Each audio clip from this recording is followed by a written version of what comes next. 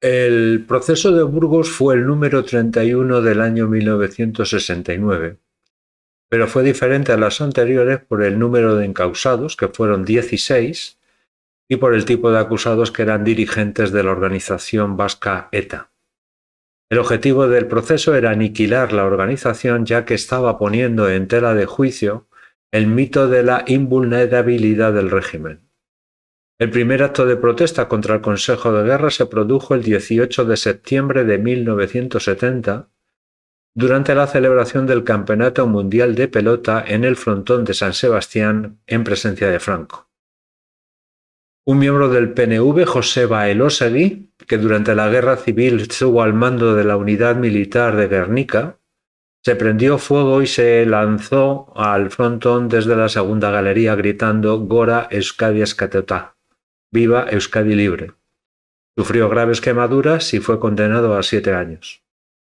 El segundo acto de protesta se produjo el 19 de octubre de 1970 en el exilio. El Gobierno de Euskadi, la Junta de Resistencia, el Consejo Delegado y la Alianza Sindical de Euskadi dieron los datos personales de los procesados y convocaron una huelga general para el día de inicio del juicio. Semanas después, la organización ETA y el Partido Comunista de España publicaron un documento donde exigían la supresión de la pena de muerte y de las jurisdicciones militares, el reconocimiento del estatuto de preso político y la amnistía y la libertad para los procesados. De los 16 encausados, 2 de ellos eran sacerdotes, Julen Calzada y Juan Echave. El 22 de noviembre de 1970, el obispo de San Sebastián, Jacinto Argaya, y el administrador apostólico de Bilbao, José María Cirarda, firmaron una homilía conjunta donde solicitaban clemencia y pedían que el juicio se celebrara de forma pública, aunque el concordato permitía su celebración a puerta cerrada. Para ello contaron con la colaboración del Lehendakari Leizaola, que hizo gestiones en Roma con la Democracia Cristiana Italiana para que los juicios se celebraran de forma pública. También durante el Consejo de Guerra, ambos clérigos publicaron una homilía donde reiteraron la condenación de toda clase de violencias, las estructurales, las subversivas y las represivas. Además, un importante sector del clero vasco se movilizó para facilitar y extender las protestas en Guipúzcoa. El último acto previo de protesta al proceso de Burgos se produjo el 2 de diciembre de 1970, cuando la organización ETA secuestró al cónsul honorario de la República Federal de Alemania, Eugen Beil-Saefer, en San Sebastián. Vinculó su suerte a la que podrían correr los encausados, pero los detenidos condenaron dicho acto, ya que podría ser perjudicial para su caso. De hecho, el 25 de diciembre de 1970, el cónsul fue liberado. El proceso de Burgos se inició el 3 de diciembre de 1970 en la sede de la Capitanía General de la Sexta Región Militar en Burgos. Estuvo presidido por el teniente coronel Manuel Ordovás, pero realmente quien llevó el peso fue el capitán del Cuerpo Jurídico Militar, Antonio Troncoso. El consejo duró una semana y se convirtió en un juicio contra la dictadura. Tanto acusados como sus abogados utilizaron el juicio para exponer sus ideas políticas y cuestionar no solo el sistema judicial, sino la propia dictadura.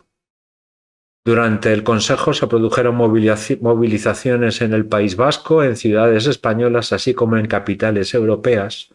Todas ellas reclamaban la libertad de los procesados, la amnistía y el final de la dictadura. En una de ellas, en Eibar, el 4 de diciembre de 1970, resultó herido por disparos de las fuerzas del orden público un militante del Partido Comunista de España, Roberto Pérez Jáuregui, que fallecería 4 días después en el hospital a causa de los disparos. La respuesta del gobierno ante estas manifestaciones fue declarar el estado de excepción el 4 de diciembre de 1970 en Guipúzcoa y posteriormente lo hizo extensivo a toda España.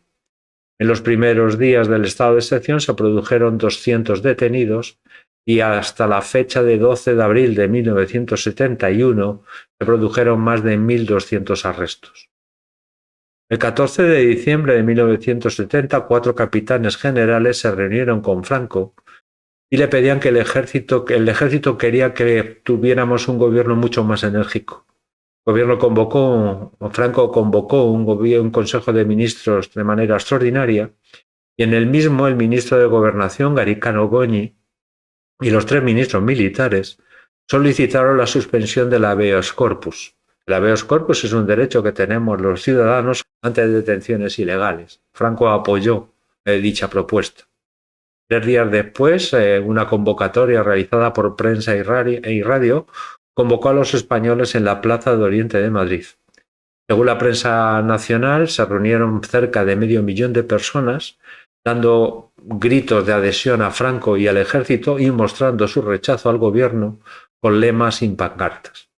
Se produjo una anécdota en el palco del Palacio de Oriente, protagonizada por el médico de cabecera de Franco, Vicente Gil, que reprendió violentamente al ministro de Información y Turismo, Alfredo Sánchez Bella, por no hacer el saludo fascista, y además le llamó inepto y le reprochó su mano blanda en el conflicto.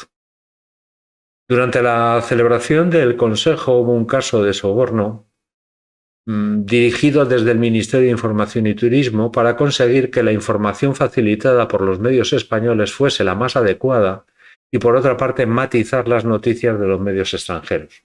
Realmente existió una orden que ordenaba lo siguiente: todos nuestros consejeros agregados y donde sean utilizables, los directores de las oficinas de turismo, deberán realizar una campaña de contacto personal con los medios, prometiendo o amenazando según los casos, pero buscando en todo momento la colaboración, la abstención o la neutralidad informativa sobre el tema.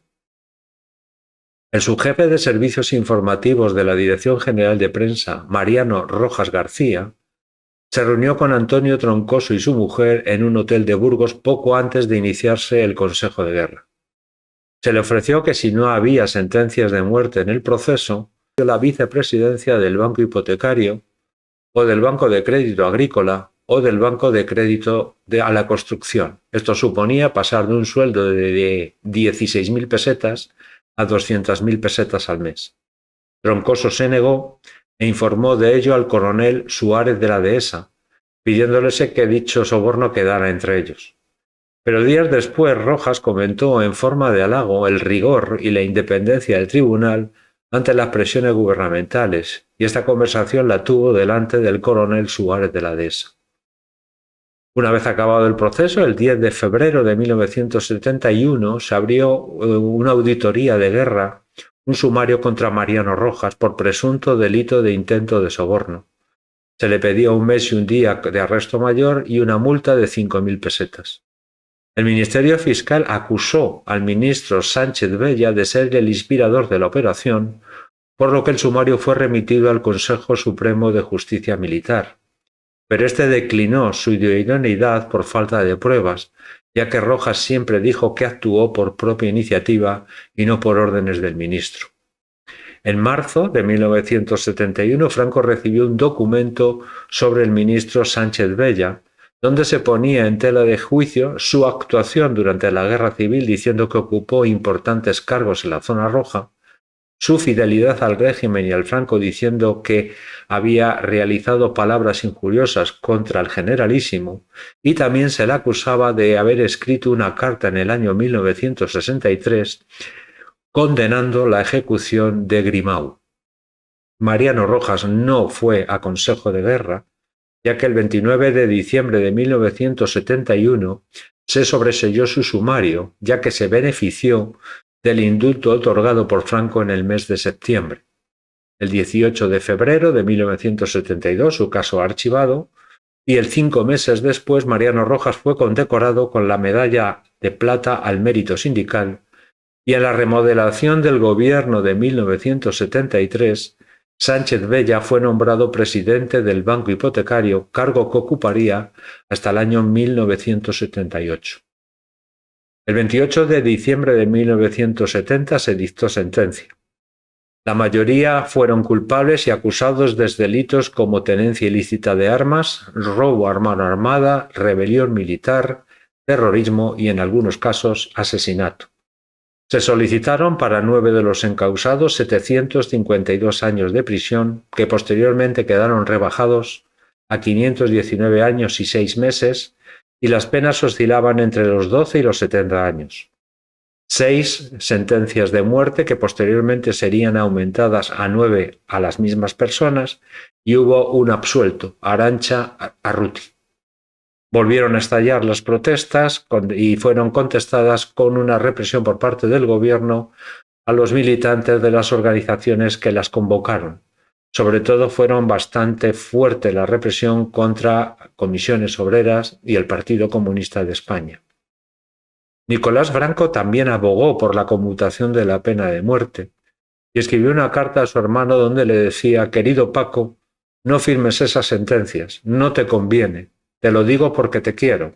Tú eres un buen cristiano, después te arrepentirás. Ya estamos viejos, escucha mi consejo, ya sabes lo mucho que te quiero». También pidieron la conmutación de las penas de muerte a gobiernos occidentales, la Conferencia Episcopal Española, el Papa Pablo VI y parte de la prensa española. El 30 de diciembre de 1970 se reunió el Consejo de Ministros para confirmar o rechazar las sentencias del proceso de Burgos. El Consejo de Ministros estaba dividido. López Bravo, Rodó y Carrero dijeron a Franco que en caso de que confirmara la sentencia de muerte tendría un efecto negativo para España a nivel internacional. Franco no dijo nada y después de la reunión del Consejo del Reino, que también recomendó clemencia, anunció la conmutación de las penas de muerte sustituyéndolas por años de prisión. En el mensaje de fin de año presentó dicho perdón como un signo de fortaleza del régimen. El proceso de Burgos trajo diferentes consecuencias al régimen. Vamos a destacar entre ellas 4. Aumentaron los enfrentamientos entre los inmovilistas, o sea, los tecnócratas, y los involucionistas, los llamados del búnker. El 1 de octubre de 1971, en la celebración del 35 aniversario de la subida al poder de Franco, Franco decretó un indulto para los encausados del caso Matesa y lo justificó de la siguiente manera: si por razones políticas he tenido que indultar a los asesinos de ETA, ¿por qué no hacerlo con buenos colaboradores que simplemente se han equivocado o pecado de negligencia? También ese día se convocó una manifestación en la Plaza Oriente de Madrid, acto preparado por la Secretaría del Movimiento, donde un Franco revitalizado volvió a sus antiguas frases hechas y reafirmó su decisión de permanecer en el poder hasta el final. Una segunda consecuencia del proceso de Burgos fue que ETA salió fortalecida. Antes del Consejo de Guerra, la organización estaba desorientada y dividida, pero la campaña publicitaria del Consejo y la posterior represión convirtieron a la organización en una especie de mesías armado para parte de los vascos, y muchos jóvenes se integraron en la organización. El deterioro de la imagen de España en el extranjero, ya que el tribunal militar estaba sentenciando a muerte a quienes eran simplemente vistos como opositores antifranquistas. Y para terminar, el proceso de Burgos fue un desastre para el régimen, ya que unió a las fuerzas de oposición. Los franquistas más aperturistas se acercaban cada vez más a la oposición moderada y, por último, la Iglesia se mostraba crítica con el régimen. De hecho, el 13 de septiembre de 1971 hubo una declaración de la Asamblea Conjunta de Obispos y Sacerdotes, presidida por el cardenal Vicente Enrique y Tarancón, donde rechazaba la visión de España en vencedores y vencidos y pedía perdón al pueblo español por el fracaso de los sacerdotes al no haber sido capaces de la reconciliación entre todos los españoles. Y esto fue lo que ocurrió en el año 1970 durante el proceso de Burgos.